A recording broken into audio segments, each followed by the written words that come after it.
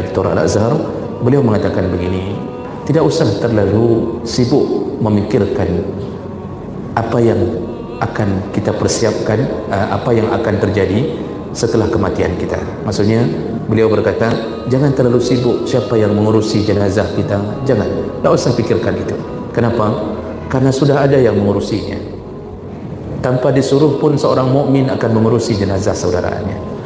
Kalau kita mati, pasti ada orang yang memikirkan, mulai dari bagaimana caranya memandikan, siapa yang memandikan, kemudian dari mana kain kafan didapatkan, lalu kemana harus dikuburkan. Itu sudah ada yang mikir.